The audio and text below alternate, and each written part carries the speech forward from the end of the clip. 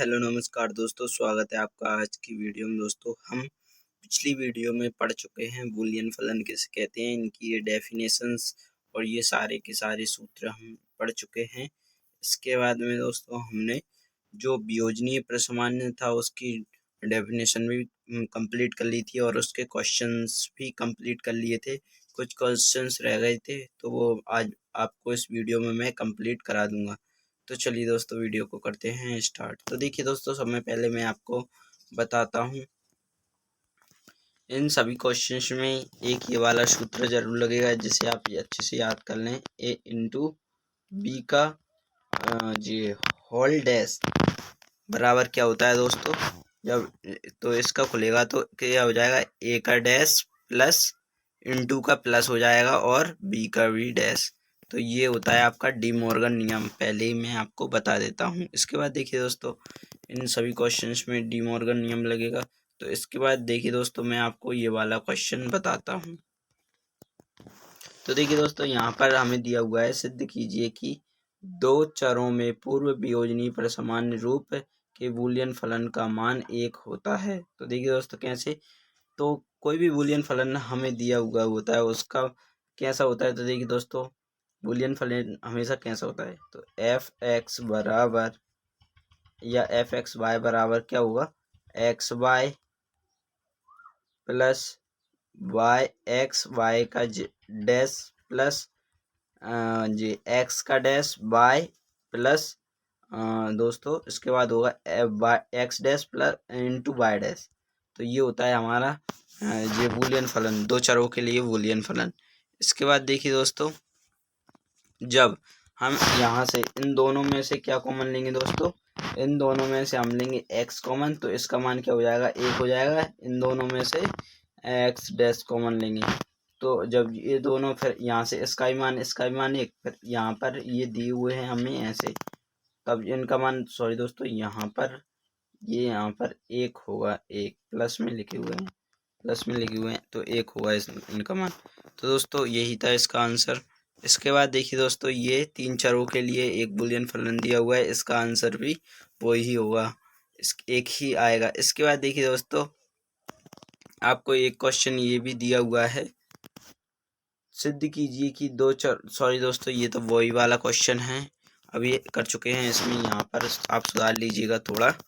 इसके बाद देखिए दोस्तों, अब यहाँ पर हमें एक क्वेश्चन दिया हुआ है ये वाला, इसमें हमें क्या निकालना है, बहुपदी फलन के रूप में, गुणनखंडों के रूप में और दोनों में निकालना है। तो देखिए दोस्तों, बहुपदीय फलन, तो पहले हम ये लेंगे, क्या होता है ये हमें दिया हुआ है ये वाला टोटल क्वेश्चन है। इसके बाद हम इसमें डी मॉर्गन नियम लगाएंगे, तो पहले ये पूरे में लगेगा डी मॉर्गन नियम, क्योंकि ये इसका होल डैश है, तो होल डैश पूरे में, तो इसके ऊपर भी आ जाएगा, एक यहाँ पर आ जाएगा, यहाँ पर प्लस का साइन आ जाएगा और यहाँ पर भी डैश आ जाएगा। सो ये वाली स्टेप कंप्लीट। इसके बाद देखिए दोस्तों, फिर इसके बाद अब दोबारा इसमें डी मॉर्गन नियम लगाएंगे इसमें, तो इसका तो इसके साथ कैंसिल हो जाएगा, यानी इससे ये कैंसिल हो जाएगा, तो डी मॉर्गन नियम अब इसमें लगाएंगे डी मॉर्गन नियम, तो एक्स का डैश और प्लस है तो इंटू आ जाता है डी मॉर्गन नियम से, और यहाँ पर बाय आ जाएगा, तो ये वाली स्टेप बन गई। इसके बाद क्योंकि इससे कैंसिल हो जाता है। इसके बाद देखिए दोस्तों, जब हम फिर यहाँ पे डी मॉर्गन नियम लगा ही हुआ है पहले से ही, क्योंकि यहाँ तो नॉर्मल संख्या है। तो दोस्तों यही था इसका आंसर। और दोस्तों हमें से ऐसा होता है तो उसे ऐसा लिख देते हैं, ये तो आपको पता ही होना चाहिए। इसके बाद देखिए दोस्तों, हम यहाँ से गुणनखंडों के रूप में इसको सॉल्व करेंगे। तो इसके लिए हमें सबसे पहले जो हमारा क्वेश्चन दिया हुआ है उसको देख लेते हैं। तो ये हमारा एक क्वेश्चन है, इसको हम गुणनखंडों के रूप में कैसे तोड़ेंगे। तो इसके लिए हमें सबसे पहले यहाँ पर डी मॉर्गन नियम लगाना होगा। इसके बाद डी मॉर्गन नियम से इसका कुछ ऐसा हो जाएगा। इसके बाद दोबारा डी मॉर्गन नियम लगेगा इसमें, इस वाली स्टेप में, तो ये इस प्रकार आ जाएगा। इसके बाद देखिए दोस्तों, अब यहाँ से हम एक बार एक्स के साथ और एक बार वाई के साथ तोड़ लेते हैं, सॉरी, एक बार एक्स के साथ, एक बार वाई के साथ और एक बार जेड के साथ तोड़ लिया हमने इसको। तो पहले एक्स के साथ तोड़ा, तो एक्स डैश इंटू वाई, फिर प्लस एक्स डैश, कौन से वितरण नियम से। इसके बाद फिर हमने x dash into y dash, फिर वाई डैश के लिए किया दोबारा। इसके बाद हमने फिर पुनः इसके लिए जेड के लिए ऐसे ही किया। इसके बाद जैसे ही हमने इसका किया तो ये वाला, ये इसका एक्स और इसका एक्स मिलके इन दोनों में एक बार और वितरण नियम लगाया तो ये यहाँ से ये बन गया। दोनों में जब वितरण नियम लगाएंगे तो ये बन जाएगी स्टेप। इसके बाद पुनः इन दोनों में दोबारा वितरण नियम लगेगा तो क्या बन जाएगा, एक्स का डैश प्लस वाई का डैश इंटू, फिर दोबारा लगाएंगे तो वाई डैश प्लस बाय हो जाएगा। इसके बाद देखिए दोस्तों, हम यहाँ पर डी मॉर्गन वितरण नियम लगाएंगे तो यहाँ पर ये वाली दोनों स्टेप बन के आ जाएंगे। इसके बाद देखिए दोस्तों, इसका मान एक हो गया, इसका मान एक हो गया। इसके बाद ये ऐसा का ऐसा ही रहा। इसके बाद देखिए दोस्तों, यहाँ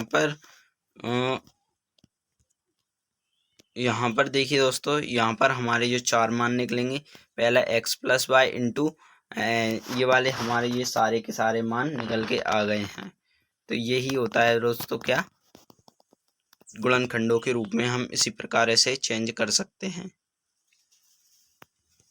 तो यहाँ पर ये प्लस चिन्ह नहीं हुआ, ये गलती से लिखा हो गया है। इसके बाद देखिए दोस्तों, यहाँ पर अब हमारे लिए वियोजनी प्रसामान्य रूप लिखिए। तो देखिए दोस्तों, वियोजनी प्रसामान्य रूप कैसे लिखेंगे, तो देखिए दोस्तों, हमारे पास ये क्वेश्चन दिया हुआ है। तो सबसे पहले इसमें हम डी मॉर्गन नियम लगाएंगे। तो डी मॉर्गन नियम से इसका एक वो कैंसिल हो जाएगा। इसके बाद देखिए दोस्तों, यहाँ पर नहीं है ये वाला, केवल ये एक ही डैश है। तो देखिए दोस्तों, जब हम इसमें डैश लगाएंगे तो डी मॉर्गन नियम लगेगा यहाँ पर, तो ये ऐसा हो जाएगा ये वाला।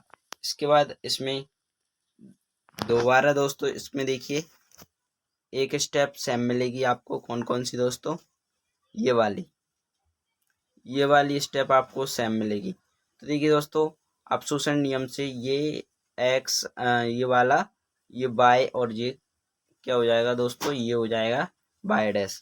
कौन से नियम से दोस्तों, अपशोषण नियम से। ये वाली स्टेप कौन से नियम से, अपशोषण नियम से ये ऐसा हो गया दोस्तों इसमें। इसके बाद देखिए दोस्तों, अपशोषण नियम लगाने के बाद दोस्तों हमारे पास स्टेप क्या थी, ये वाली स्टेप थी। कौन सी वाली, एक्स प्लस वाई का डैश का होल डैश और प्लस वाई इंटू जेड। इसके बाद देखिए दोस्तों, अब हमने इसमें क्या लगाया, डी मॉर्गन नियम दोबारा लगाया। डी मॉर्गन नियम लगाने से हमारे पास ये मिलकर आ गया। हमें क्या मिला, डी मॉर्गन नियम लगाने के बाद हमें एक्स का dash into y plus y into z. तो इसके बाद हमने इसमें जो एक मानेंगे, कौन से नियम से, तत्समक नियम से एक मान लिया। इसके बाद पूरक नियम से हम इसमें ये लगा देंगे। इसके बाद देखिए दोस्तों, हम वितरण नियम से अब इनका गुणा कर देंगे तो ये हमारा इक्वेशंस बन के आ जाएगी। इसके बाद देखिए दोस्तों, अब हमें निम्नलिखित बहुपदों का वियोजनी प्रसामान्य रूप ज्ञात करना है। तो देखिए दोस्तों, आप इसी प्रकार इस क्वेश्चन को आप स्वयं हल कर सकते हैं। इसके बाद देखिए दोस्तों, अब हमें ये क्वेश्चन ये वाला दिया हुआ है, निम्नलिखित फलन को उसके वियोजनी प्रसामान्य रूप में बदलो। तो देखिए दोस्तों, इस प्रकार के क्वेश्चन भी आपको पूरे के पूरे देखने को मिलेंगे और बहुत ही आसान होते हैं, इनका आंसर्स भी बहुत ही आसान होता है। इसके बाद देखिए दोस्तों, एक क्वेश्चन हमारे पास ये, अब दोस्तों हमारे पास ये संयोजनी वाले क्वेश्चन आ चुके हैं। सॉरी, ये वाला हमारा संयोजनी वाला क्वेश्चन है। तो सबसे पहले संयोजनी की हम डेफिनेशन पढ़ लेते हैं। तो देखिए दोस्तों, संयोजनी की डेफिनेशन के लिए हम आ जाते हैं, सबसे नीचे हमारी डेफिनेशंस लिखी हुई हैं। तो देखिए दोस्तों, ये हमारी संयोजनी की डेफिनेशन है। तो देखिए दोस्तों, क्या है डेफिनेशन, संयोजनी प्रसामान्य रूप की परिभाषा क्या है, यदि n चरों का बूलियन फलन, ये हमारा बूलियन फलन है, इस प्रकार लिखा जाए कि वह योग का गुणनखंडों के रूप में बहुपद हो तथा उसके प्रत्येक पद सभी n चरों को धारण करता हो, तो इसे n चरों के बूलियन फलन का संयोजनी प्रसामान्य रूप कहेंगे। उदाहरण के लिए इस प्रकार दोस्तों, आपको इस प्रकार से कोई फलन दिया हुआ होगा, इसके बाद आपको उसे इसमें चेंज करना है ऐसे क्वेश्चन में, यानी गुणनखंडों के योग के रूप में आपको चेंज करना है। तो देखिए दोस्तों, अब हम क्वेश्चन की तरफ चलते हैं, हमारे क्वेश्चन की तरफ।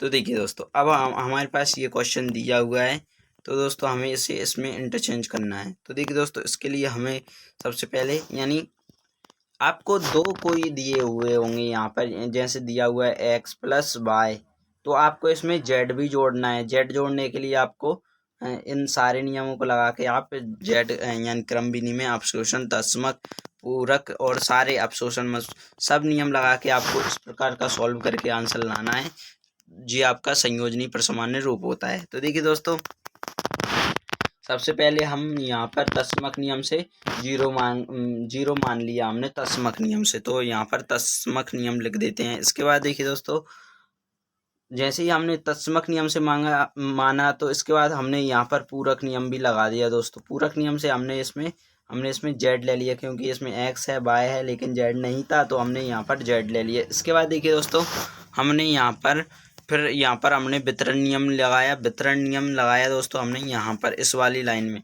तो देखिए दोस्तों, हमने एक बार इसके साथ और एक बार इसके साथ पूरे के साथ लिख दिया। तो देखिए दोस्तों, यहाँ पर एक बार इसके साथ एक्स जेड के साथ और एक बार जेड डैश के साथ लिख दिया। ऐसे ही इसमें देखिए दोस्तों, हमने एक बार इस वाले को ले लिया है और दूसरी स्टेप में हमने इसको छोड़ के और इसको ले लिया। इसके बाद देखिए दोस्तों, हमने इसी प्रकार इसको पूरे क्वेश्चंस को सॉल्व किया है और क्रम विनिमय नियम से यहाँ पर लिख दिया है।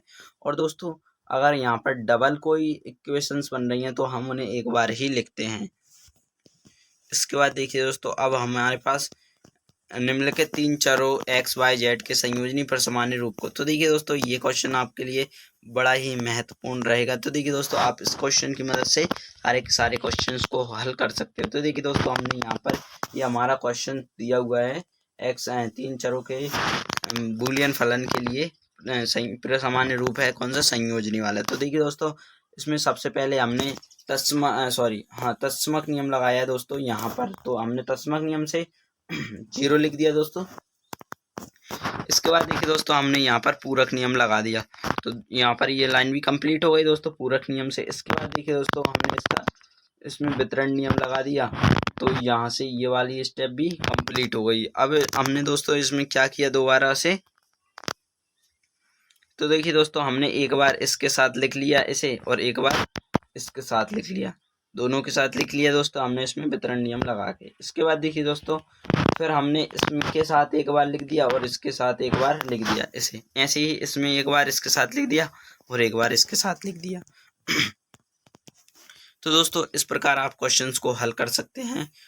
और दोस्तों, संयोजनी परसामान्य रूप में अगर आपको किसी भी प्रश्न में डाउट हो या आपको कोई भी प्रश्न हो आपका, तो आप हमें कमेंट कर सकते हैं, मैं आपको निश्चित ही उसका आंसर बता दूंगा। इसके बाद देखिए दोस्तों, अब हम वियोजनी परसामान्य के एक्स वाई जेड ये मान संयोजनी परसामान्य के रूप में बदल, यानी जो मान दिए हुए हैं आपको, वियोजनी मान दिए हुए हैं, इन्हें आपको संयोजनीय में चेंज करना है। तो कैसे चेंज करेंगे, तो देखिए दोस्तों, सबसे पहले हमारे पास ये दिए हुए हैं, ये मान कौन कौन से दिए हुए हैं दोस्तों, एक्स इंटू वाई का dash plus y dash into x dash into y dash plus x dash into y. तो देखिए दोस्तों, इसको हम कैसे सॉल्व करेंगे, तो देखिए दोस्तों, अब यहाँ पर हम इसमें से एक कॉमन ले लेंगे, इन दोनों में से सेकंड और थर्ड में से एक एक कॉमन ले लेंगे, क्या, एक्स अकेला कॉमन आ जाएगा इसमें से। तो देखिए दोस्तों, यहाँ से हमने कॉमन ले लिया है वाई लिया है कॉमन यहाँ से, चाहे आप कहीं से भी ले सकते हैं, एक्स भी कॉमन ले सकते थे, वाई भी कॉमन ले सकते थे, कुछ भी ले सकते हैं आप। इसके बाद देखिए दोस्तों, यहाँ पर ये दोस्तों कौन से नियम होता है ये वाला, तो ये होता है दोस्तों पूरक नियम लग गया इसमें, पूरक नियम से हमने इसमें ये लिख दिया। इसके बाद देखिए दोस्तों, पूरक नियम से जैसे ही लिखते हैं तो तत्समक नियम से एक होता है, तो यहाँ पर ये हमारा पूरक नियम बन गया था, इससे हमने तत्समक नियम ये चेंज कर दिया। इसके बाद देखिए दोस्तों, हमने इसमें दोबारा से इसमें हमने अपशोषण नियम लगा दिया। तो देखिए दोस्तों, अपशोषण नियम से ऐसा हो जाता है, या आप वितरण नियम भी लगा सकते हैं, दोस्तों यहाँ पर हमने वितरण नियम लगाया, सो हमारी ये स्टेप बन के आ गई। इसके बाद देखिए दोस्तों, इसका मान यहाँ पर 1 हो जाएगा। और ये हमारा स्टेप बन के आ गई। तो ये हमारा क्या है दोस्तों, संयोजनी परसामान्य रूप में चेंज हो गए। इसके बाद देखिए दोस्तों, ये कुछ क्वेश्चंस दिए हुए हैं, आप इन्हें स्वयं हल कर सकते हैं दोस्तों। इसके बाद देखिए दोस्तों, अब हमारे पास एक क्वेश्चन दिया हुआ है। तो देखिए दोस्तों, हमारा क्वेश्चन है दो चरों सिद्ध कीजिए कि दो चरों के बूलियन फलन के पूर्ण संयोजनीय परसामान्य रूप का मान 0 होता है। तो देखिए दोस्तों, माना चरों x y के बूलियन फलन का द्वैत विहित रूप। तो देखिए दोस्तों, ये से हम द्वैत विहित रूप भी बोलते हैं। तो आपको इसे तो अच्छे से याद कर ही लेना है। आप इसे अच्छे से याद कर लें दोस्तों, इस वाली स्टेप को, क्योंकि आपको ये लिखा नहीं मिलेगा वहाँ पे, आप इसे ऐसा याद कर सकते हैं। इसके बाद देखिए दोस्तों, आप इसमें अच्छे से नियम लगा के इसको भी सॉल्व कर सकते हैं। इसका आंसर 0 आएगा। ऐसा ही दोस्तों ये वाला भी है। इसके बाद देखिए दोस्तों, आपको इनकी डेफिनेशंस अच्छे से करनी है। इसके बाद दोस्तों, अब हमारे पास इस यूनिट यानी यूनिट फर्स्ट का लास्ट क्वेश्चन है, बूलियन विस्तार प्रमेय या बूल की विस्तार प्रमेय। तो देखिए दोस्तों, ये हमारा कथन दिया हुआ है, ये हमारा कथन है बूल की विस्तार प्रमेय का। तो हम पहले सर्वप्रथम हम लिखेंगे n चरों के किसी भी बूलियन फलन। तो यहाँ पर x1 x2 x dot dot dot xn का प्रसार हमने इस प्रकार लिख दिया। तो देखिए दोस्तों, इसके बराबर में हमने इस प्रकार लिख दिया। फर्स्ट में हमने यहाँ पर 1 1 ले लिया, 1 1 ले लिए यहाँ पर तीनों जगह पे। इसके बाद हमने यहाँ पर ये वाली स्टेप ले ली। इसके बाद हमने सेकंड में f कोष्ठक के अंदर इसको फर्स्ट को 0 मान लिया, और यहाँ पर ये हमने ऐसा ले लिया, इस पर 0 मान लिया, तो यहाँ पर डैश आ गया दोस्तों। इसके बाद देखिए दोस्तों, हमने थर्ड में फर्स्ट को 1 माना, दूसरे को सेकंड को हमने 0 मान लिया। इसके बाद हमने यहाँ पर ये लिख दिया। इसके बाद देखिए दोस्तों, हमने जैसे ही सेकंड को 0 माना तो सेकंड पे भी डैश आ गया। इसके बाद देखिए दोस्तों, हमने एक बार पूरा यानी जो पूरा समीकरण है उसको 0 मान लिया, तो ये हमारा पूरे पे डैश आ गया। इसके बाद देखिए दोस्तों, जहाँ 0 और 1 चरों के बीच दिए हुए मान हैं। इसके बाद देखिए दोस्तों, हम यहाँ पर उत्पत्ति लिखते हैं। तो उत्पत्ति लिखने के लिए हम लिखते हैं, हम जानते हैं कि किसी भी बूलियन फलन को उसके वियोजनी परसामान्य रूप में व्यक्त किया जा सकता है। तो देखिए दोस्तों, ये इसका संयोजनीय वियोजनी परसामान्य रूप है दोस्तों इसका। तो देखिए दोस्तों, ये हमारा इसमें हमने जो f 1 1 1 1 ये दिए हुए थे ना दोस्तों, इनको हमने मान लिया α1 α2 α3 αn। तो देखिए दोस्तों, हम यहाँ पर लिख देंगे, जहाँ सभी α1 1 से बड़ा है, i से बड़ा है, n के मान 0 अथवा 1 होंगे। तो देखिए तो चूंकि प्रत्येक बूलियन फलन जो पूर्ण वियोजनी परसामान्य रूप में है के एक और केवल एक पद का मान 1 होता है, शेष पद 0 होते हैं। इसके बाद देखिए दोस्तों, हम यहाँ पर लिखेंगे। दोस्तों, आपको इसे अच्छे से याद ही कर लेना है, क्योंकि कभी कभी यह क्वेश्चन 2 नंबर में पूछा जाता है और कभी कभी यह क्वेश्चन 4 नंबर में पूछा जाता है।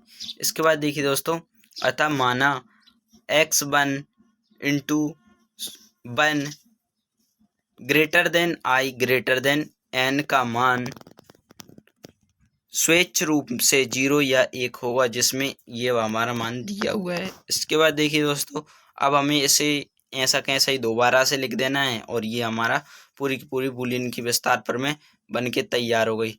इसके बाद आते हैं हम अब हमारे तुल्यता संबंध। तो तुल्यता संबंध हम नेक्स्ट वीडियो में पढ़ेंगे दोस्तों। ये हमारा पार्ट 1 यूनिट 1 का पार्ट 1 खत्म हो चुका है दोस्तों। नेक्स्ट वीडियो में हम तुल्यता संबंध पढ़ेंगे। तो दोस्तों, मिलते हैं आपसे नेक्स्ट वीडियो में। तब तक के लिए जय हिंद, वंदे मातरम।